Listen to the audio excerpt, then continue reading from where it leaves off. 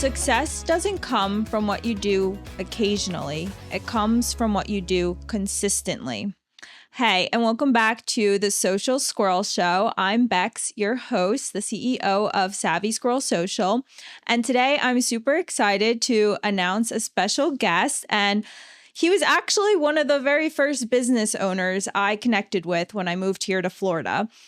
His name is Rick from Loggerhead Fitness, and we're going to hear about his journey today. But before we get started, he also has a quote he's going to share. So go ahead, Rick. Okay, well, thank you for having me. I appreciate it very much. So at our gym, we have a mantra. And because we service a clientele that's a little older, we like to say it's never too late to start exercising, but always too soon to stop. And so that's what we're all about, getting people to move and getting them up there even at a later age in life. Yeah. So before we get into kind of the importance of continuing your fitness as you get into your older years and why that's important, let's hear a little bit about your background and kind of your journey, where you got started, how you got into doing what you're doing now. Sure. And it's funny because I had to think about that. And I think it all stems from when we were very young. And I always liked sports. I always liked exercise. That was important to me. And I knew I wanted to make it a part of my life in some way. I didn't want to get too far from it. So lo and behold, as I've reached this age of early 60s, it's now part of my identity.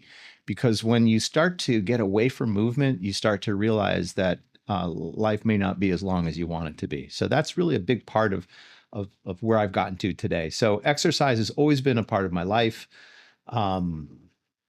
I could say that in terms of getting to where I am now as a business owner with doing exercise, it didn't start that way. I think our journeys always kind of have winding paths, certainly a lot of failure, but lo and behold, I've kind of reached the point where I'm doing what I like to do, which is movement and being around people and helping them to do that too, and making it just a part of my identity and a part of my living. It's how we make money too. So that's nice. That's a big part of what's going on.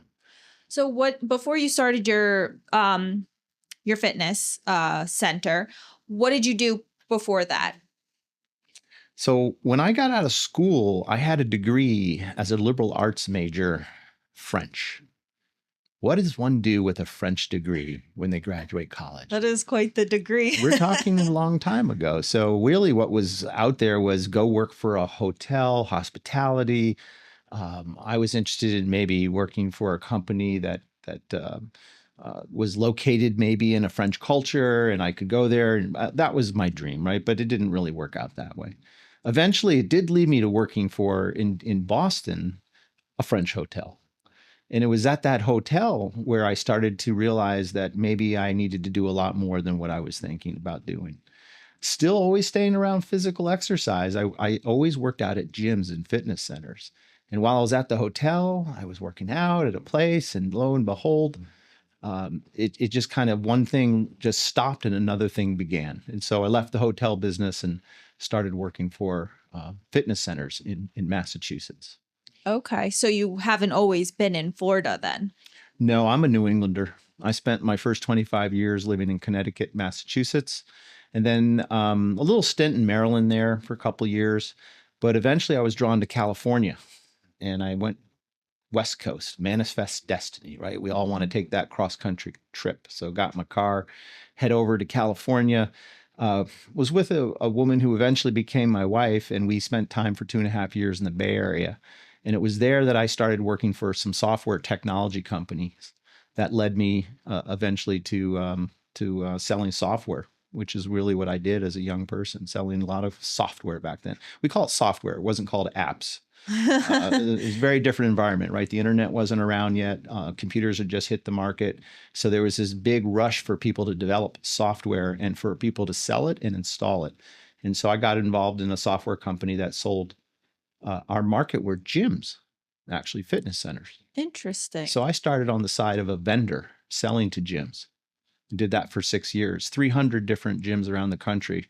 I traveled to. I actually had to go in and install their computers. Physically, were being sent on site with cables. We didn't have Bluetooth. So we're running cables, we're installing computers, and we're helping them develop a way to check their members in and track the financials and all the different reporting that goes with it. It was pretty neat stuff. I learned a lot about software and technology.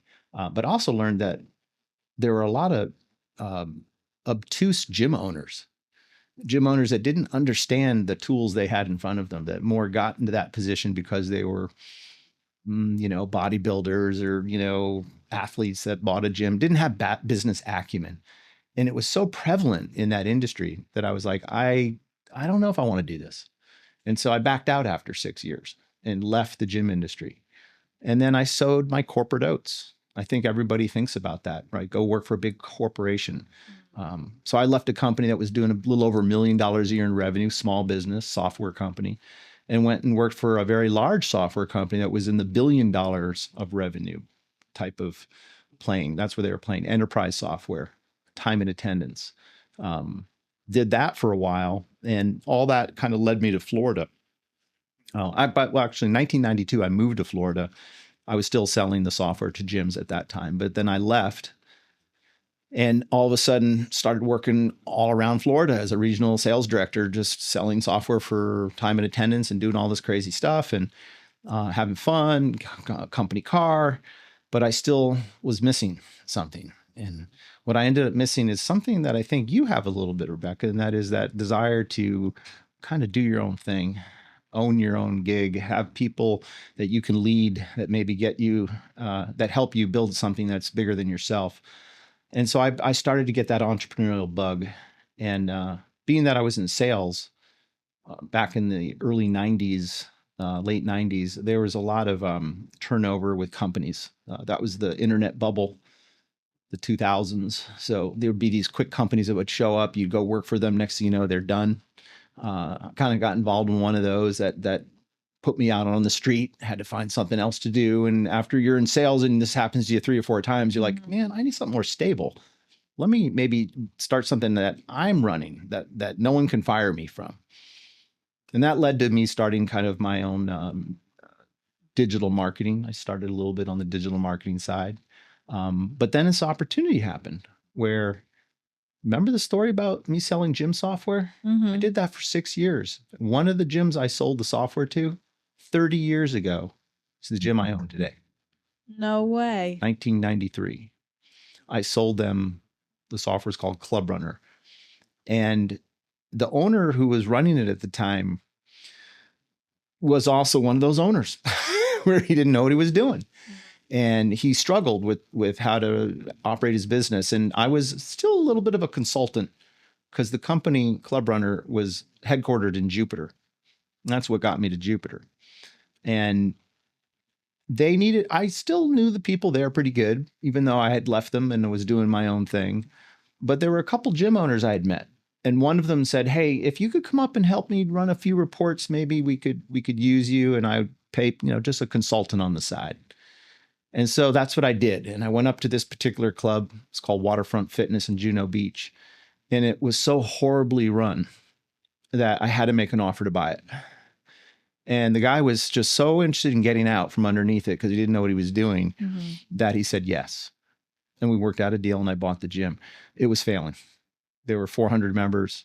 I remember on the first day, one of the employees I met told me he was just a member who liked to work out really early in the morning and gotten a key so he could open the gym and get there by 5 and open the gym. And I went, great. I said, well, you want to keep doing that? And he said, yes. So I hired him. That guy still works for me today, 19 years later. Wow. He also helps us with our cleaning. So he now is doing some of the club cleaning. So very interesting story, right? From the beginning. So yeah, in 2005, I bought the gym. For the first 10 years, I really couldn't make any money at it. It was just kind of a side business. I was still corporately employed at a few places, kind of branching out into digital marketing. And then, so it wasn't doing great. And then we had a big windfall with one of our competitors that went out of business. And like overnight, we had like 130 people join our gym. Wow. And like 4 or 5 trainers come into our gym. And I was like, it's time to grow. It's time to expand. And we were fortunate. There was a bay next to us that was unoccupied. So I called the landlord, worked a deal, took half the bay space, built out a new fitness center, group fitness class space, developed another space into personal training, and bam, we just grew. Like it just happened instantly. And also it required me coming back, right? Because I was trying to run it on the side, right? How do you build a company when you're just kind of thinking of it as a side business? It's never going to happen. So now I go into the business for the first time in 10 years. There was enough money to pay me to make it interesting because prior to that, I just had earning income. That just wasn't possible. And the next thing you know, I'm there and I'm working. And this, by nature, I'm just a very hardworking individual. My engine runs big. I get a lot done. I want people around me to be working efficiently and optimally and productive. So we just bam, bam, bam. The next thing you know, we just grew from, I don't know, probably doing about $700,000 a year. We're up to 1.2 million now. So that's good. To crest over $1 million as a small business is a big milestone to hit. Yeah. But it required me getting there and being there. And I think that's the message to any entrepreneur who's trying to do something. If you're going to do it on the side, think careful, because you can chase a lot of rabbits, but just chasing one can be hard to catch. Mm-hmm. Now, if you have 2 or 3 of them out there, at some point you may have to say, I'm going to forego these things because this is where my passion is. This is what I want to go after. Yeah. So chase your passion, essentially. Yeah. I mean, it seems like I'm a spiritual person, so it seems like the universe was kind of telling you all along with these little like hints between you selling the software to the fitness gyms and everything that like this is where you're going to end up. This is your future, and kind of just breadcrumbing you along until now you're in this amazing location, this awesome gym, running this amazing gym and everything. Yeah, I should mention we're 9,200 square feet. We're small. We're surrounded by big box retail organizations and franchises, and yet we're very successful. And I think it just has to do with being able to move faster and being able to make decisions without having to go into any kind of command chain. And ultimately, what I'm involved in is a business. It happens to be something I really like to do, it's just movement and fitness and exercise and stay healthy. I love going to work and being surrounded by healthy people. I mean, it's great, right? But ultimately, it's a business, and you gotta be leading. That's what running a business is about: being a leader. And it could be this, it could be multiple gyms one day. Who knows? But we have to treat it all the same way, which is you got to get the people around you to buy into your culture, buy into what you're trying to do, and hopefully they like being there. Because if they don't like being there, I don't think any business is going to succeed. Mm-hmm. Yeah, for sure. So did you have any struggles in your journey or when you first got started? Was there anything you can think of off the top of your head that really stands out? How did you overcome a situation like that? Wow. Yeah, I mean, the whole thing's a struggle. It's never not been a struggle. I'll give you a funny analogy. People say, well, what's it like running the business? And I'll say, well, I understand what a farmer does. The farmers in our heartland of our country. When you're a farmer and you've got live animals to feed and you've got fences to mend and all the things that happen in terms of getting your product in and out, it's a live breathing animal. A farm is like an animal. You don't walk away from it. You don't just like, I'm going to take a couple weeks off now or go away. It's constant. It's this live breathing entity, this business that we're in. And that's what the gym is. It always has been. So the challenge was, primarily just not fighting that. Like just, okay, I got it. They need me. I got to be here. I'm going to put some time into this thing, but I can make it easy on myself if I train people, if I find the right people and get them doing the right job. So I would say that's the biggest challenge, is just fitting the pieces, the personalities, and the right skill sets into the roles that need to be run or filled, because I can't do everything. Mm-hmm. And at some point you get big enough where you shouldn't be doing everything. It's certainly the old adage of, am I working in my business or working on my business, right? I've gotten to the point now where I'm working more on my business. It's a great feeling to have, but it's a lot of responsibility too. Mm-hmm. So that's where we're at right now. Yeah. Yeah. It certainly takes a village to build and run a business. That's for sure. So you said your demographic at your gym is pretty much older. You want to get into kind of the importance of fitness as you get older? How did your demographic become what it is? Why aren't there younger people there? It's a great question. So people make a decision to work out based on one overriding principle. It's the path of least resistance, closest to where you live or work. It's that simple. So if you think about your own experience, where do you work out now? It's within a mile or two of where you live. I can walk there. Walk there, 5-minute drive, 6-minute drive, 7-minute drive. Great. Now let's add some obstacles to that, like a train and train tracks. And so you now have a gym you can go to, which is, they're two about the same distance, but one, you've got the Bright Line train that keeps coming through. So it kind of takes longer to get there. That's one obstacle. Now go a little further, and the second obstacle is a drawbridge. And the drawbridge is going to go up shortly here in season in Florida, right? Every 30 minutes. Yeah. And so now you're trying to make a fitness class and you can't get over, you get stuck at the drawbridge. So what's so really unique about the fitness industry and gyms in general is we are what is around us, period. 2.5 mile radius is your sweet spot. 80% of your members will come from that 2.5 to 3 mile radius. Now, of course, there's people that will travel further, right? Maybe they're just seeking something different. Maybe there's an instructor they're following. Who knows? But yes, that it does happen. I'm saying it doesn't, but 80%. So focus on the 80%, right? Well, look at where we're located. We're over train tracks. We're over a drawbridge. We're up on the, I guess you could say, the coastline. It's a 5-6 minute walk from my gym, and you literally could be out at the beach. Maybe a little longer, 8-9 minutes. But the point being is that who has a condo that looks out over the ocean? And there's intercoastal, right? Because we go over a drawbridge. So who has a house that is right on the intercoastal? It's certainly not people that are brand new to owning homes, working families. That's most likely a retired or semi-retired person. And that's what Florida attracts. Mm-hmm. So 2.5 mile radius, we are surrounded by a 50 and over demographic, even pushing it closer to 60 and 65. And that is who we are, and we can't deny it. Mm-hmm. Now, if you cross the bridge and go west of us 2 miles, you're in big box retail land, I call it, right? That's where the big box retail and franchises survive. And the population density is much different, much younger.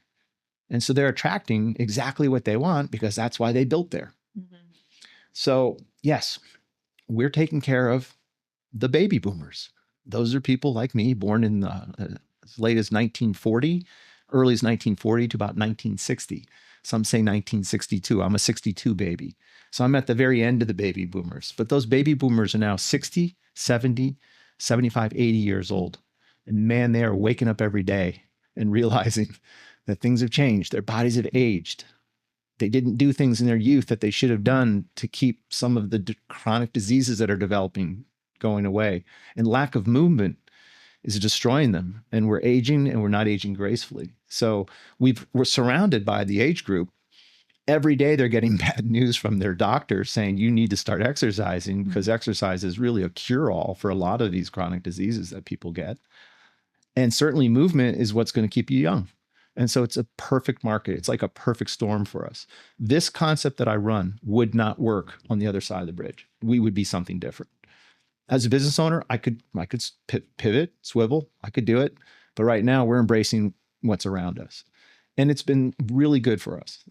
We're helping a lot of people, and we're making revenue too. So we're surviving as a small business. That's awesome. And what kind of classes and things do you offer for these older people? And how do you keep them empowered and motivated to continue? So I feel like a lot of them, my father, he's older. So I feel like a lot of the times it's like pulling teeth to, get them to do anything, or they get discouraged because they can't do what they used to be able to do. So how do you kind of try to develop their mindset from an I can't to an I can? Yeah, that's a great question. I mean, look, the number one competition we have is just apathy. It's just people just going, I know I should do it, but I just don't want to. I'm not. What's their driving reason? And until they get ill or start to face illness, they don't realize it. But those that do and get it, love it. And then what you do is just make it fun. Make the experience fun. Some folks come in for the first time. They're 65, 70 years old, never really been in a gym, know they need to exercise. They're scared. Well, first of all, we better have the right staff in place to deal with that, which we do. We make people feel really comfortable. And then we just show them things they can do that will be easy for them so they don't have to struggle with a plan what's my plan? I'm going to come in today. I don't know what to do. I don't know, should I do treadmill or what's this elliptical thing or classes? So we just have to walk people, handhold them a little bit more, let them try some classes for free. And we have a robust group fitness. We call it Group X schedule, 40 classes a week in a room just dedicated for fitness class. 40 a week. That's a lot. And some of them are really dedicated for active aging adults, the Silver Sneakers program, the insurance-based programs that are out there, which is a whole other subject to talk about. But, we have to have seated classes for them. We do. But even our normal classes, most of our members are going to be able to do them and not feel like they're going to go into a class that's so high intensity, high impact that they're going to suffer or hurt themselves. So a lot of classes we offer. We do also a large amount of personal training. We have 21 trainers that operate out of the gym. It's a lot.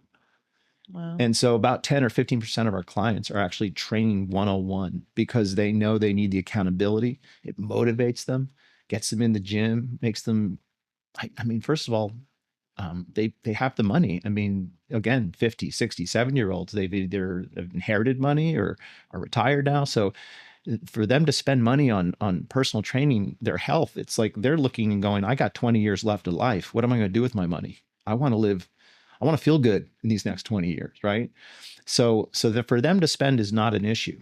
It's right now just getting them to realize they need to do it. So that's a big part of what we're doing at the gym. We even have some small group classes with one trainer training as many as like 8 people. And that's a whole new kind of trend in our industry called SGT, small group training.